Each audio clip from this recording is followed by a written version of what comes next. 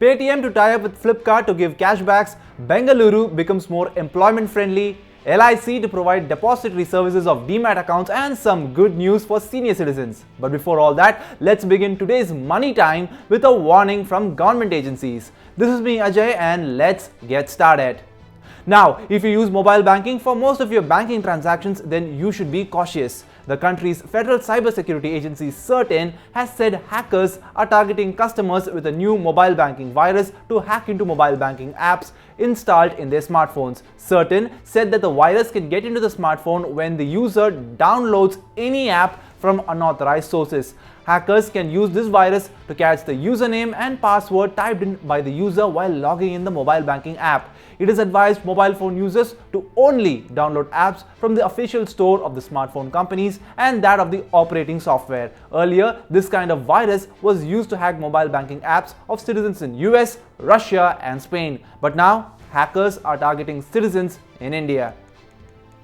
Next, let's move on to banking. The country's largest lender, the State Bank of India, has raised the benchmark prime lending rate or BPLR to 13.45%. The bank has also raised the base rate to 8.7%. If you have an existing loan running and if the rate of interest is linked to these two benchmarks, then you would have to pay higher EMI from September 15 onwards.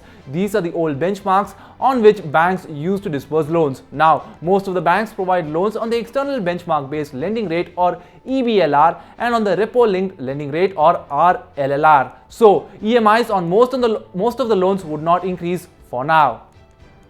And the country's second largest public sector lender, the Punjab National Bank, has increased fixed deposit interest rates specifically for senior and super senior citizens. Bank account holders aged between 60 to 80 years will get the highest interest rate of 6.45% on FDs of 5 to 10 years. This is the highest interest rate the public lender gives on FDs opened by senior citizens, while super senior citizens can avail of the highest rate of 6.9% on FDs of 405 days. Super senior citizens, that is those who are more than 80 years old, will now get interest rates in the range of 3.8% to 6.9%. These rates are applicable on FDs opened for less than 2 crore rupees. And some good news for the common man, as the common man in this country has been frustrated with huge prices of a major staple, food, rice. In the last 2 months, prices of rice have increased by close to 40% in some parts of the country. The price of premium varieties of rice like Sona Masuri, HMT, etc. have risen sharply in the past few days. But now, rice prices have begun to reduce.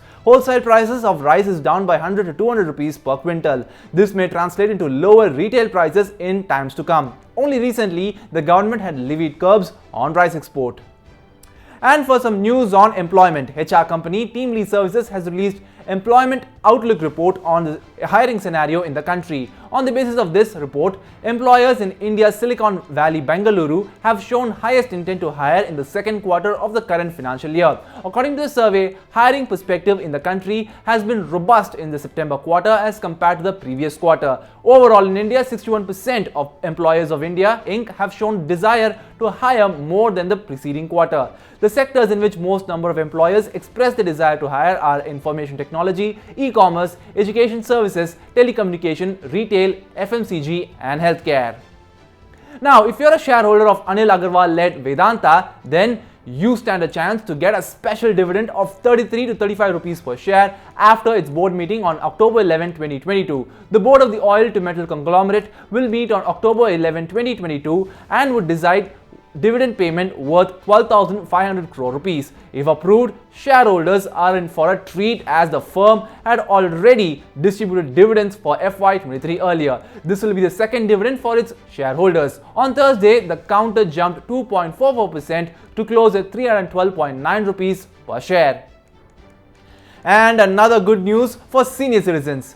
NPS retirees won't have to submit any form to buy annuity plan under the NPS. Earlier, senior citizens were required to submit a proposal form to the insurance company in which they would buy the annuity plan. But insurance regulator IRDA has said that annuity plan can be bought only with the submission of the exit form submitted with the PFRDA. The proposal form will not be required anymore. Well, the move is expected to make it easier for the retirees to withdraw money saved for retirement. Fintech platform Paytm has partnered with e-commerce giant Flipkart to offer cashbacks on all purchases made during the latter's upcoming Big Billion Day sale. The offer is valid from September 23 to September 30. Customers shopping on Flipkart would receive 25 rupees instant cashback on purchases of 250 rupees and above on payment via Paytm UPI, while they would get instant cashback of 50 rupees on all purchases of 500 rupees and above on payment via Paytm wallet.